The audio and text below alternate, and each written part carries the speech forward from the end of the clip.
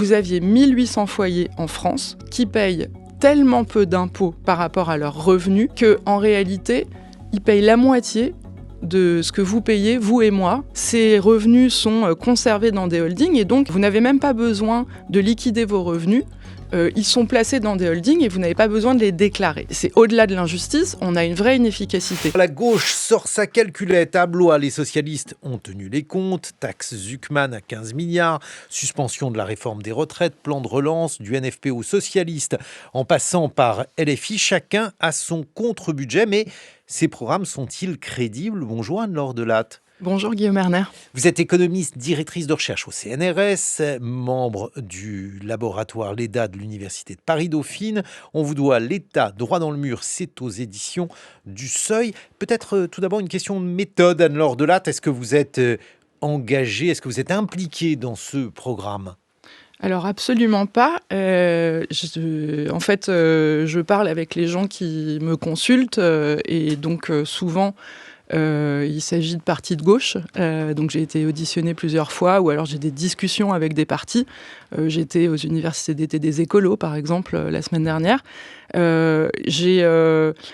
J'ai chiffré le programme du NFP au moment des législatives l'année dernière, mais avec plusieurs autres économistes. En fait, on est plusieurs économistes à être souvent consultés par plusieurs partis. Voilà, vous êtes plutôt sinon une économiste classée à gauche. Et alors moi, je vais faire l'économiste classé à droite et je vais m'aider pour cela de l'éditorial du Figaro qui n'est pas tendre avec ce budget puisqu'il s'intitule tout simplement « Aux fous ». Alors il y a plusieurs fous, mais apparemment les fous, c'est la gauche.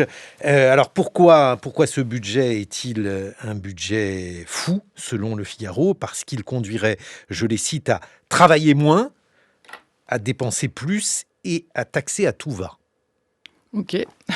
Bah voilà. Alors, travailler moins, il me semble que ça doit venir du fait... Ça vient de la réforme des retraites. Voilà, c'est ça, parce qu'il ne me semble pas qu'il y ait de propositions sur la réduction du temps de travail, vous savez, comme par exemple les 35 heures. Dépenser plus et prélever plus, c'est ça? Alors, prélever davantage, effectivement. En fait, c'est intéressant parce que on a assez peu de débats, finalement, depuis les législatives et le gouvernement de Michel Barnier. Finalement, on a mis en place une politique économique qui consiste à réduire les dépenses. En fait, en gros, tout le monde a le même diagnostic. On a un problème économique en France à plusieurs dimensions. On a un enjeu budgétaire, un problème de finances publiques, un déficit qu'il faut absolument résorber. Vous êtes d'accord avec ça ? Alors oui, tout le monde est d'accord avec ça. Enfin, en tout cas, moi, je suis d'accord avec ça. On a aujourd'hui un déficit qui est autour de 5,8% du PIB, 5,5%. Or, on devrait être à 3% du PIB, selon les règles européennes. On pourrait contester ces règles. Oui, mais là, non, elles ne sont pas contestables dans la mesure où, si vous voulez, le déficit public, le problème, c'est qu'il se dégrade. En fait, on n'arrive pas à le résorber. Pour l'instant, les finances publiques n'ont pas arrêté de se dégrader depuis finalement... la fin du Covid, contrairement aux pays européens. Ça, c'est le premier problème de la France. Et le deuxième problème de la France, de l'économie française, c'est qu'elle stagne. On a un problème de modèle économique, on a un problème de ressort de croissance. Et le troisième point, je crois, qui met tout le monde d'accord, c'est qu'on a un problème dans les infrastructures en France. On a une école et un hôpital qui sont en crise. Et donc, vous avez plusieurs façons d'y répondre. Disons que vous avez une vision de droite et une vision de gauche. Et là, pour une fois, on va en débattre pour la première fois depuis un an. Donc, vous avez la vision de droite sur le déficit budgétaire, c'est on réduit les dépenses et on va vite. Donc, on a un ajustement très rapide.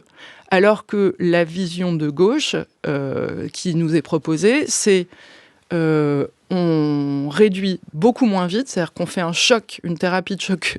On ne fait pas la thérapie de choc, justement. On ne prend pas le risque de réduire la croissance de façon trop importante. Et on passe par des recettes. Alors, il y a tout d'abord 19 milliards d'euros de dépenses qui sont destinés, donc, dans ce budget de la gauche, à suspendre la réforme des retraites, à soutenir le pouvoir d'achat et à relancer l'investissement. Et pour le Figaro, pour l'Opinion aussi, bref, un certain nombre de journaux classés à droite, il est illusoire de vouloir réformer la réforme des retraites. Je crois que vraiment, il faut comprendre la philosophie de ces deux visions. Vous en avez une à droite qui vous dit en réalité, notre modèle économique, il va pas, il y a un problème de productivité, et donc on baisse les prélèvements obligatoires, et c'est ce qu'on fait depuis, de façon très forte depuis 2017. La réponse de la gauche, c'est attention, en fait, vous avez vidé les caisses. Il y a un sous-investissement dans les infrastructures. Videz les caisses, puisque vous avez moins... Vous avez baissé les prélèvements obligatoires. Donc, vous avez baissé l'impôt sur la taxe d'habitation pour tous les Français, l'impôt de production, l'impôt sur les sociétés. Vous faites énormément d'exonérations sociales. On a 75 milliards d'exonérations de cotisations sociales chaque année. Donc, vous ne renforcez pas la compétitivité, vous diminuez en réalité la richesse de l'État. Alors, l'idée, c'est que ça aurait pu marcher. En fait, vous baissez les prélèvements obligatoires, il y a un monde dans lequel on peut se dire que ça rend les produits français plus compétitifs parce que moins cher, si vous voulez, si les entreprises ont moins d'impôts à payer. Il se trouve que ça n'a pas marché. En fait, on a réussi à créer des emplois, mais pas suffisamment, et surtout pas suffisamment productifs pour que les baisses de prélèvements obligatoires soient compensées par de l'activité et donc plus de recettes. Donc la solution proposée par la gauche, c'est arrêter de vider les caisses et réinvestissons dans les déterminants de la croissance de long terme, c'est-à-dire dans ce qui va nous donner un relais de croissance dans les 20 prochaines années. Et c'est quoi les relais de croissance ? C'est l'éducation, la santé et l'écologie. Bon, alors, tout ça, je suis. Ce que je ne comprends pas, c'est en quoi le fait de modifier cette réforme des retraites qui consiste à accroître l'âge de départ à la retraite, en quoi ça va vous permettre de remplir les caisses ? Non, je suis d'accord avec vous. Là, c'est pas... vous m'interrogez sur un point de ce programme, de cette solution qui est proposée. Je pense que l'idée, là, de la réforme des retraites, c'est plutôt de réparer quelque chose. C'est vraiment une réponse politique. C'est-à-dire que vous a pas échappé qu'il y avait une mobilisation très importante des Français pour protéger ce régime des retraites. Vous avez même une opinion française qui est plutôt favorable à même augmenter les cotisations sociales pour protéger ce régime de retraite. Et je crois que ça, il faut l'entendre. En fait, les Français dans l'ensemble, les citoyens et les citoyennes, ils sont plutôt attachés à un régime social protecteur.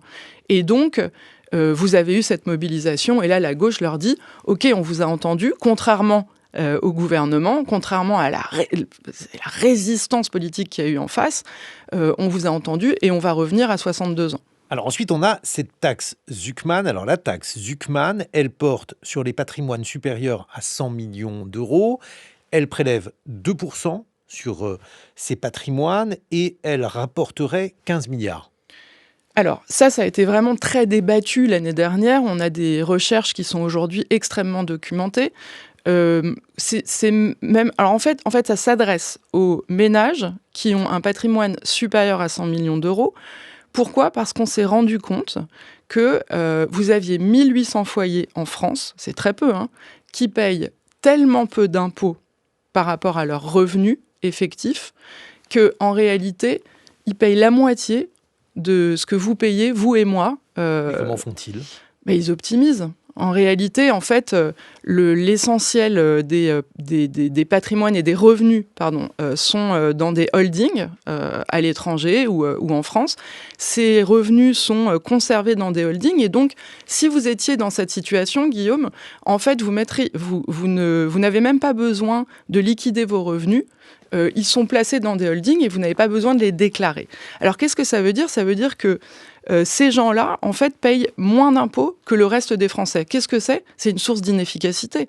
En fait, on peut parler d'injustice, mais c'est au-delà de l'injustice, on a une vraie inefficacité. Et c'est intéressant que le chiffre de 15 milliards soit repris. En réalité, moi, je crois davantage que c'est 20 milliards. Le 15 milliards... Ouais, alors attendez, 5 milliards, en fait, on est à 5 milliards près. C'est parce que vous... Non, je voulais dire, donc 15, 20, mais alors, moi, je comprends avec mon patrimoine supérieur à 100 millions d'euros que vous évoquiez tout à l'heure, gentiment, Anne-Laure, donc je comprends que je vais être taxé. Alors, ce que me dit le Figaro, c'est que... Vous allez partir. Bon, évidemment.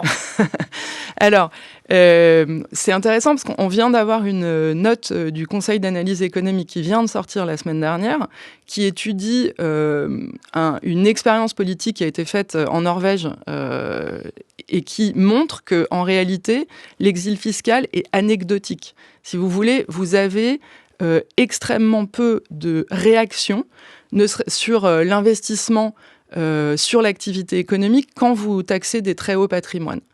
L'élasticité, elle a été estimée par cette note du Conseil d'analyse économique et elle est extrêmement faible. Donc ça, c'est un argument et Gabriel Zucman a fait une réponse à François Bayrou, je crois hier ou avant-hier, en lui réexpliquant tous les résultats de cette note qui est quand même coordonnée par les services du Premier ministre. Mais alors, question de psychologie, même si vous êtes économiste, Anne-Laure Delatte, pourquoi n'en veut-on pas de cette taxe, puisque, après tout, 1800 ménages, cela représente peu de choses sur le plan politique, sur le plan de l'équité fiscale. Qu'est-ce qui cloche ? J'ai la même question. Enfin, moi, j'ai du mal à comprendre comment est-ce qu'on peut aujourd'hui se priver d'une recette de 20 milliards quand les efforts d'ajustement budgétaire sont au moins de 15 milliards par an. Alors, on passe à une taxe qui, elle, est beaucoup plus large en termes de base, c'est la CSG, avec une baisse de la CSG sur les revenus, je crois, jusqu'à 1 920 €, donc pour donner plus de pouvoir d'achat aux petits salaires. Et là, qu'est-ce que ça vous inspire ? Là, je vous avoue que ça m'inspire... j'ai du mal à comprendre cette mesure. C'est là que le reste de la proposition du Parti socialiste me semble très cohérente avec ce qu'avait proposé le NFP quand il existait encore, le nouveau Front populaire. L'année dernière, au moment du dépôt du budget, le nouveau Front populaire propose un budget alternatif et il ressemble dans les grandes lignes à ce que propose le PS, c'est-à-dire on fait un ajustement moins rapide et surtout on lève des recettes, un ajustement budgétaire moins rapide, on lève des recettes pour faire des dépenses d'avenir. Et là, dans les propositions du PS, vous avez cette mesure qui est de réduire la CSG sur les salaires les plus modestes. En dessous de 1 920 €. Voilà. Ce qui finalement ressemble un petit peu à des baisses de cotisations sociales. En fait, c'est une façon de dire je vais redonner du pouvoir d'achat aux Français en baissant les prélèvements. Donc c'est quasiment une mesure, en fait ça ressemble beaucoup à une mesure d'exonération de cotisations sociales. Là, vous faites une exonération de prélèvements. Or, la CSG, elle finance quelque chose. En fait, tous les prélèvements financent quelque chose. Il se trouve que la CSG finance la protection sociale. On a mis de la CSG parce qu'on a baissé les exonérations. J'imagine. Alors là, je vais changer de métier temporairement. Je ne suis plus économiste de droite, je suis économiste de gauche. Et je vais vous répondre que le problème, c'est que c'est une manière de créer du pouvoir d'achat pour les petits salaires, sachant que les salaires ne vont pas augmenter et que si vous ne pouvez pas avoir plus de pouvoir d'achat par l'augmentation, il faut bien en trouver par la diminution des taxes. Est-ce que vous utilisez les finances publiques pour augmenter des salaires privés ? En fait, c'est ça la question, c'est utiliser... Vous trouvez que c'est un effet d'aubaine pour le patronat ? Je dis qu'on n'a pas des ressources infinies et qu'il vaut mieux les mettre dans des déterminants d'avenir comme l'éducation, la santé et l'écologie. Moi, je préfère garder les prélèvements obligatoires pour investir dans l'avenir plutôt que de les utiliser pour faire quelque chose qu'on pourrait faire via le marché. Via le marché, par exemple, c'est augmenter le SMIC. Ça, vous augmentez le SMIC, vous n'avez pas mis d'argent public. vous avez utilisé votre sauf pour les fonctionnaires. pouvoir, oui, mais vous avez utilisé votre pouvoir de réglementation pour augmenter le salaire minimum. Et alors, dernier volet, on jongle avec les milliards. Au lieu des 40 milliards, un peu plus, de diminution donc, de déficit prévu par François Bayrou, là, on tombe à 21,7. Non, alors là, il faut être vraiment précis sur les chiffres parce que on nous annonce une coupe de dépenses publiques de 44 milliards même. François Bayrou nous annonce 44 milliards. Mais si vous regardez ce qu'on annonce à la Commission européenne, les prévisions, c'est une réduction du déficit de 0,4% de PIB, c'est-à-dire 12 milliards. D'accord ? Donc, en fait, il y a un écart entre ce qui est annoncé par le gouvernement et les prévisions, le résultat de ce programme. Là, le Parti socialiste propose une réduction du déficit de 21 milliards, il me semble, ce qui correspond... Oui, c'est ça, 21,7. Voilà, alors ça correspond à 0,7% de PIB. Pourquoi je vous dis ça ? En fait, là, vraiment, c'est de l'arithmétique, mais hyper simple. Aujourd'hui, disons qu'on est à 5,5% de PIB en déficit. On doit arriver à 3. Ça veut dire qu'il faut qu'on fasse 2,5. Si on le fait en 7 ans, si on le fait en 5 ans, il faut 0,5 par an. Si on le fait en 7 ans, il faut 0,4% par an. Ça correspond, je vais revenir en milliards maintenant, ça correspond aujourd'hui, si on le fait en 7 ans, ce qui est autorisé par la Commission européenne, on a besoin de réduire notre déficit de 12 milliards par an. Et c'est exactement d'ailleurs ce que propose de faire le gouvernement quand il donne ses prévisions de déficit à la Commission européenne. Donc, ce que propose le PS, il me semble, c'est au lieu de faire 12 milliards par an pendant 7 ans, ils font un choc un peu plus important, c'est-à-dire qu'ils réduisent le déficit de 20 milliards la première année, et après on verra. Bon, les auditeurs et les auditrices se réveillent parmi les milliards grâce à vous, Anne-Laure Delatte. Je rappelle que vous êtes économiste. On vous doit notamment l'État droit dans le mur aux éditions du Seuil. On va voir la traduction politique de tout cela dans quelques minutes, voir également ce qui peut aujourd'hui se négocier au sein de la gauche. Vous serez rejointe par le journaliste au Monde Olivier Perroux. On lui doit notamment La Meute, un livre coécrit avec Charlotte Belaïch aux éditions Flammarion. L'alternative à gauche est-elle crédible ? Est-elle crédible politiquement ? Je vais poser la question dans quelques instants. Olivier Perroux, journaliste au Monde. On vous doit La Meute, coécrit avec Charlotte Belaïch aux éditions Flammarion. Et puis à côté de vous, Anne-Laure Delatte, économiste. Vous avez publié L'État droit dans le mur aux éditions du Seuil. Mon camarade Jean Lémarie vient d'évoquer cette suppression des 2 jours fériés qui fait polémique. Du point de vue économique, c'est une bonne chose, cette suppression de 2 jours fériés ? Non. J'ai du mal à comprendre le mécanisme. 4 milliards. Alors, 4 milliards déjà, j'ai du mal à faire les chiffres, parce que moi, ça me paraît beaucoup. Mais surtout, en fait, il y a un mécanisme qui est facile à comprendre, c'est que ce que les études montrent, c'est que quand vous avez un jour férié, en réalité, on ne perd pas toutes les heures de travail, parce que les gens travaillent un peu plus la veille et un peu plus le lendemain.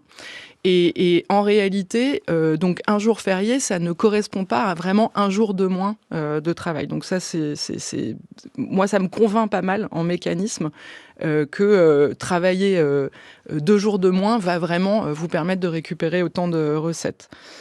Et ensuite, ce qui me semble compliqué, c'est vous demandez aux Français de faire un effort, mais vous ne leur donnez rien en face, en fait. C'est ça qui est compliqué, je pense, dans le modèle qui est proposé, c'est qu'il n'y a pas de perspective, en fait, il n'y a pas d'espoir. C'est-à-dire que je vais travailler 2 jours de plus, mais je ne sais pas ce que ça va me rapporter, en fait. Ça ne va pas me rapporter beaucoup plus, et surtout, ça ne me permet pas de voir à long terme sur le modèle français.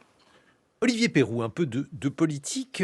La gauche est-elle vraiment prête aujourd'hui à gouverner ? La gauche, et puis d'abord, quelle gauche ? Quelle gauche ? Je crois que c'est la bonne question. En tout cas, à l'heure actuelle, le Parti socialiste veut démontrer cela en présentant un projet de budget financé, détaillé, chiffré. Mais pour avoir passé le week-end du coup avec la gauche à Blois à la rentrée du Parti socialiste, puis j'étais aussi à Châteaudun avec les ex des Insoumis, François Ruffin, Génération, le Parti écologiste. eux ne semblent pas très engagés à l'idée du budget proposé par le Parti socialiste. Pourquoi ? Parce qu'il leur paraît quoi ? Trop timide, trop... Ce qui m'a étonné, c'est que là où le Parti socialiste a vraiment orienté sa rentrée sur ce budget, a parlé de l'après-Bayrou. Finalement, ils avaient déjà tourné la page et tel était leur objectif de toute façon. Les autres ont continué de parler de l'actuel Bayrou, de toutes ses fautes. Et quand on les interrogeait justement sur ce que proposaient les socialistes, finalement, ils n'y croyaient pas. Ils ne croient pas du tout à ce qu'un changement de Premier ministre aille en leur faveur, c'est-à-dire qu'un Premier ministre de gauche soit nommé par Emmanuel Macron. Donc finalement, ils sont dans l'après. Beaucoup croient beaucoup à la dissolution. Et François Ruffin, assez étonnamment, s'est prononcé en faveur du départ d'Emmanuel Macron, comme la France Insoumise. Donc finalement, pourquoi étonnamment ? Parce qu'il prend une position assez similaire à la France Insoumise, ce qu'il n'avait pas fait depuis un moment. Et puis étonnamment, parce qu'il sait très bien que le processus de destitution est quasi impossible à mettre en place au regard des forces actuelles dans les deux chambres du Parlement. Bref, tout ça pour dire que le Parti socialiste a travaillé à quelque chose, en vase clos évidemment, parce qu'il n'a pas mis à contribution les autres partis. Là, il va le faire cette semaine pour démontrer qu'il était un parti de gouvernement. Mais le souci, c'est qu'Olivier Faure, aujourd'hui, dit je voudrais un gouvernement allant de François Ruffin à Raphaël Glucksmann.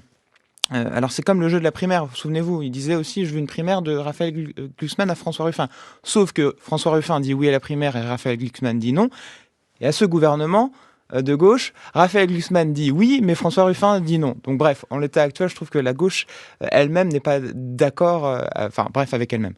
Alors j'ai lu un chiffre merveilleux. Ce chiffre est le suivant. 60% des Français touchent plus de l'État qu'ils ne versent à l'État dans les différentes, car il y a une multitude de biais, donc de recevoir de l'argent de l'État. 60%. Donc ça signifie qu'il y a finalement 60% d'individus qui n'ont pas intérêt. Je parle de l'intérêt économique. Ensuite, on peut avoir des intérêts politiques, des intérêts moraux, mais n'ont pas intérêt politiquement à ce que ça change. Est-ce que ça change ? Oui, dans le sens, ce que vous voulez dire, c'est à ce qu'on réduise la protection sociale, à ce qu'on réduise le régime social français. Oui, cette étude... Ou à ce qu'on augmente les prélèvements, qu'on fasse, que sais-je, une autre politique qui pourrait donc faire en sorte que, par exemple, il paierait plus d'impôts. En fait, donc c'est une étude qui est vraiment extrêmement intéressante, qui a été assez compliquée à mettre en place parce que en fait, ce que fait cette étude, c'est qu'elle regarde tous les prélèvements obligatoires payés par les Français, donc pas du tout seulement l'impôt sur le revenu, vraiment l'ensemble des prélèvements obligatoires, et tout ce que reçoivent les Français, pas seulement la protection sociale, le chômage, la santé, mais également les services publics. Vous voyez, l'éducation, l'hôpital. Donc, et ça, ils ont réussi à le faire par décile. Par décile de revenus, c'est-à-dire vraiment les 10% les plus pauvres, les 20% ensuite, etc., jusqu'aux 100%. Et ce que nous dit cette étude qui est vraiment passionnante, c'est que, en effet, en moyenne, 6 Français sur 10 payent moins d'impôts que ce qu'ils ne reçoivent. Et donc, quand vous dites, alors du coup, s'ils payent plus de prélèvements obligatoires, ils pourraient perdre ça. Non, pas forcément, parce que si on paye plus de prélèvements obligatoires, on va peut-être aussi avoir une meilleure éducation et un meilleur hôpital. Ça, c'est le premier point. L'autre point de l'étude, moi, qui me semblait intéressant, c'est que malheureusement, c'est 6 Français sur 10, mais vous en avez au 4e décile ou au 5e décile pour lesquels c'est pas vrai. En fait, c'est une moyenne. Donc ça, c'est une première explication de la question que vous me posez. Pourquoi les gens n'en sont pas conscients et pourquoi ils votent contre leur intérêt ? Il y a certains Français qui, à l'intérieur de ces moyennes-là, n'en bénéficient pas complètement. Ça, c'est le premier point. Mais finalement, la question que vous posez, elle est beaucoup plus large. C'est la même que pourquoi autant d'Américains ont voté pour Trump. En fait, pourquoi on vote contre ses intérêts ? Les Américains, quand ils votent pour Trump, ils votent complètement contre leurs intérêts, puisqu'il va dégrader le peu de couverture sociale qu'il y a aux États-Unis, il va baisser les impôts des ultra-riches, donc ça ne va pas du tout bénéficier aux Américains. Et à la fin, on peut le documenter. C'est un peu la même question que vous posez là aujourd'hui. C'est-à-dire qu'aujourd'hui, en France, on a finalement un système fiscal très progressif, plutôt hyper efficace. Et la preuve, c'est que 6 Français sur 10 bénéficient davantage que ce qu'ils ne contribuent. Donc c'est vraiment c'est la définition de la progressivité. Ça veut dire que les riches payent un petit peu plus que les pauvres, et donc ils payent un peu plus, ils contribuent davantage à l'effort collectif. Pourquoi on n'en est pas conscient ? Pourquoi on va voter contre ses intérêts ? La réponse de la littérature, une des réponses, c'est récit médiatique. C'est-à-dire qu'en fait, on entend en permanence, par exemple, « Ah non, la taxe Zuckman, surtout pas, ça va faire partir les ultra-riches ». C'est pas vrai. Je crois que j'ai essayé de vous citer... Vous nous avez dit qu'il y avait des études qui montraient que ça n'était pas vrai. Et puis des études assez sérieuses, si vous voulez. C'est-à-dire qu'en fait, on a quand même une production scientifique qui, aujourd'hui, nous permet de comprendre un peu mieux le monde qu'il y a une vingtaine d'années. Et malheureusement, à la fois une classe politique et une certaine partie des médias non seulement ne s'approprie pas ces résultats scientifiques, mais va contre et les décrédibilise. Donc je pense que c'est une des pistes. En tout cas, en tant que scientifique, moi, c'est ce que j'observe. C'est-à-dire que je vais souvent raconter des choses et on va me dire en face « Ah, mais non !» Et on ne croit pas à ces études-là. Je l'ai dit, il n'y a pas une gauche, il y a des gauches, peut-être 2 gauches au moins. Olivier Perrault, enfin vous comptez mieux que moi. Le PS a donc fourni un projet chiffré et détaillé. Que font les Insoumis ? Qu'est-ce qu'ils proposent ? Les Insoumis, pour l'instant, sont dans un autre objectif, à savoir le départ d'Emmanuel Macron. Il le dit, il l'assume depuis que François Bayrou a fait cette annonce. C'est leur agenda. Ils reprennent d'ailleurs un agenda qui était déjà le leur au moment du départ du départ de Barnier, et même un peu avant. Donc, ils vont continuer à travailler cette piste de la destitution. Donc c'est pour ça qu'ils ne veulent pas participer à un gouvernement. C'est intéressant, ils l'ont dit, ils ne peuvent pas participer à un gouvernement. Donc encore une fois, on est dans de la politique fiction, mais c'est intéressant de regarder leur position et comment ils se placent dos contre le reste de la gauche, puisque Marine Tondelier, la chef des écologistes, a dit qu'ils étaient elles aussi prêts à gouverner, qu'ils le souhaitaient, un Premier ministre de gauche. Les Insoumis, et Jean-Luc Mélenchon le premier, dit « Nous ne participerons à aucun autre gouvernement que le nôtre ». Et ça, c'est intéressant, parce que si d'aventure la gauche était appelée à gouverner par Emmanuel Macron, et qu'il mettait en place des mesures... Alors, je ne dis pas que la gauche au gouvernement, elle va être obligée de façon de faire des compromis, notamment avec le bloc central macroniste. Ça, c'est un état de fait, ils devront y passer par là. Mais il est très envisageable, si la gauche gouverne, qu'ils obtiennent ce qu'on appelle des petites victoires. Et notamment, et les petites victoires, c'est pas la suppression des 2 jours fériés, c'est notamment cette taxe Zuckman, parce qu'ils mettent beaucoup d'ambition, cette taxe Zuckman. Donc on a parlé 2% sur les patrimoines supérieurs à 100 millions d'euros. Voilà. Qui imagine, pour reprendre l'expression consacrée, qui imagine Jean-Luc Mélenchon et ses députés voter contre une potentielle taxe Zuckman déposée par un gouvernement ? Par un gouvernement de gauche. Donc on en est là dans les tensions des 2 blocs et des 2 gauches. Qu'est-ce que vous en pensez, Jean-Lémarie ? Je pense je suis d'accord avec ce que vient de dire Olivier Perrault. Je pense qu'on peut formuler les choses encore autrement sur le clivage qui traverse aujourd'hui la gauche. Est-ce qu'il est possible de peser sur la politique tant qu'Emmanuel Macron est au pouvoir ? C'est la question qu'elle se pose aujourd'hui avec 2 réponses complètement différentes. La tentative là du Parti socialiste qu'il faudrait regarder effectivement en détail, et on va voir comment ça se passe avec ses partenaires, c'est de dire petite victoire, dites-vous, Olivier Perrault, engrangeons ce qu'on peut engranger, montrons aussi que nous sommes toujours un parti de gouvernement et que nous sommes susceptibles de revenir au pouvoir après les débâcles que nous avons connus ces dernières années. Ça, c'est la version A. La version B, c'est la version de la France insoumise qui assume de plus en plus le primat de l'élection présidentielle élection sans laquelle rien ne serait possible. Mais alors, Olivier Perroux, est-ce que c'est une position qui est une position pragmatique? C'est-à-dire, il pense que réellement Emmanuel Macron peut quitter le pouvoir dans les prochaines semaines, ou bien est-ce tout simplement l'idée d'attendre 2027? Il le pense, Jean-Luc Mélenchon, il l'espère. D'ailleurs, dans son interview de rentrée chez nos confrères de France Inter, il dit bien Emmanuel Macron peut faire le choix de partir. Le choix de partir, ça veut dire que c'est pas seulement la destitution, c'est qu'il peut démissionner lui-même. Il lui tend la main quelque part. Non, Il essaie de lui donner ensuite, des on peut espérer des choses dont on pense qu'elles ne se réaliseront pas. Exactement. Mais Jean-Luc Mélenchon, c'est sans doute l'un des meilleurs politiques de gauche que l'on ait rencontré de ces 50 dernières années. Il sait très bien comment ça marche. Il sait très bien que la destitution n'ira pas au bout.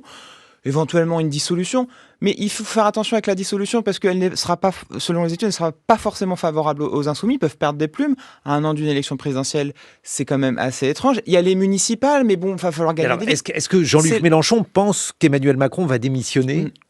Fondamentalement, non. Alors pourquoi le dit-il? Mais parce qu'il est ce qu'il essaie d'installer, Jean-Luc Mélenchon, c'est d'être le seul face à Marine Le Pen. Donc, quel est le trio qui se joue depuis 2 élections présidentielles? C'est celui de Emmanuel Macron, Marine Le Pen et lui. Et donc, finalement, il ne reste plus que Marine Le Pen et Jean-Luc Mélenchon. Il essaye de faire partir un peu plus rapidement Emmanuel Macron. Anne-Laure Delatte. Ce que je trouve intéressant d'un point de vue économique, c'est que, pour le coup, les programmes, les solutions proposées par l'ensemble de la gauche sont assez proches. En fait... Oui. Politiquement, il y a probablement des grandes différences, mais d'un point de vue économique, vous regardez encore une fois le budget du nouveau Front populaire qui avait été déposé l'année dernière, donc les 4 formations s'étaient mises d'accord sur un budget qui n'est pas très éloigné de celui que le PS propose ce week-end. Et donc, il me semble que ce clivage, il est effectivement... peut-être que ça veut dire qu'il y a de la stratégie politique derrière, mais en tout cas, d'un point de vue, si vous regardez les propositions économiques, c'est un ajustement plus lent que ce que propose François Bayrou. C'est lever des recettes plutôt que de couper beaucoup de dépenses. Et ces recettes, c'est les dépenser dans des investissements d'avenir. Et ça, vraiment... Toutes les formations sont d'accord, en fait. C'est beaucoup au programme de 80, d'ailleurs. De relance, en tout cas, sur la relance. Oui, alors est-ce que c'est de la relance? Moi, je n'aime pas trop... Alors justement, voilà. Pour moi, c'est pas de la relance, c'est vraiment aller investir dans des infrastructures qui sont aujourd'hui qu'il faut réparer. C'est-à-dire que c'est l'hôpital, l'école... Ça ne fonctionne plus. Et ça ne fonctionne plus au quotidien, mais ça nous coûte très cher dans les 20 prochaines années. Jean Lémarie. Le choc fiscal proposé par le NFP l'année dernière et les prélèvements supplémentaires proposés là par le Parti socialiste ne sont pas du tout de même ampleur, Anne-Laure Delatte. De mémoire, c'est un rapport de 1 à 3, à peu près. L'année dernière, au moment du dépôt du budget de Barnier, le NFP proposait autour de 50 milliards de recettes supplémentaires. Aujourd'hui... Plutôt 1 à 2, alors. Oui, voilà. Alors, il y a un peu plus de réalisme, il me semble. Ce qu'il faut comprendre, c'est que ces recettes, on va devoir les prélever sur plusieurs années. En fait, on a du mal à le comprendre parce qu'on parle en permanence de l'année suivante, des 44 milliards de dépenses, des 50 milliards de recettes. Mais en fait, vous avez un horizon de 6-7 ans pour le faire. Est-ce que vous êtes capable aujourd'hui de lever dans 6-7 ans plus 30 milliards, plus 50 milliards ou plus 80 milliards, c'est ça, en fait, la grosse question. Vos besoins, aujourd'hui, les besoins de la France, ils sont de 80 milliards en tout, à la fin, dans 6 ou 7 ans. Ils sont de 80 milliards pour réduire le déficit et probablement autour de 50 milliards pour réparer l'école, l'hôpital et pour avoir une vraie politique de transition. Donc la vraie question, c'est est-ce que dans 6 ou 7 ans, on est capable de lever, en réalité, plus de 100 milliards de recettes par rapport à aujourd'hui. Olivier Perroux. Ou alors de réduire un peu des dépenses qui ne sont pas efficaces.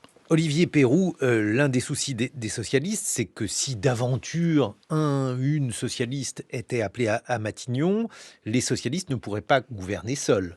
Alors ça, ils en sont conscients, mais le même problème se pose aux Insoumis. Si d'aventure Jean-Luc Mélenchon était appelé à Matignon, il ne pourrait pas non plus gouverner seul. Et d'ailleurs, ce week-end, à Blois, aux universités de rentrée d'été du Parti socialiste, les socialistes ont déjà anticipé ce sujet en disant que de toute façon, ils feraient des compromis.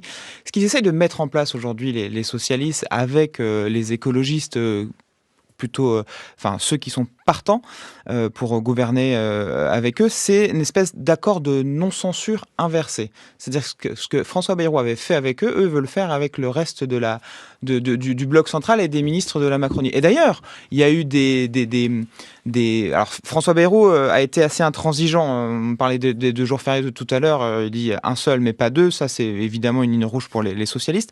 Chez les autres ministres, notamment Éric Lombard, même Gérald Darmanin, qui s'est exprimé ce week-end en disant qu'il fallait une politique un peu plus sociale. Voilà, on sent qu'il y a une clé à trouver chez les... Mais comme à chaque fois, il y a toujours une clé à trouver chez les socialistes. Il y a une espèce de moment socialiste. On ne sait pas s'il va aboutir ou pas, mais il y a un moment socialiste et eux le vivent comme ça. C'est soit ils font cet accord de non-censure, soit ils retournent dans pardonnez-moi l'expression, les jupes de Jean-Luc Mélenchon. Bon, mais le problème, c'est que s'il gouverne, donc il va falloir qu'il gouverne avec d'autres membres politiques, d'autres sensibilités, autrement dit avec les macronistes. Exactement. Et d'ailleurs, je renvoie à des prises de position assez récentes de Gabriel Attal, où il dit que la levée de nouveaux impôts, notamment évidemment la taxe Zuckman, c'était, je le cite, une ligne rouge. Donc, est-ce que Gabriel Attal aujourd'hui a changé d'avis ? Une anecdote assez intéressante, c'est que la semaine dernière, en début de semaine, Gabriel Attal a téléphoné à Olivier Faure et il lui a proposé de venir à Blois, à l'université d'été. Et Olivier Faure lui a répondu en lui disant, bien sûr, si tu acceptes de dire qu'il faut qu'on est prêt à gouverner, s'il faut la taxe Zuckman, et s'il faut une hausse notamment du pouvoir d'achat des Français.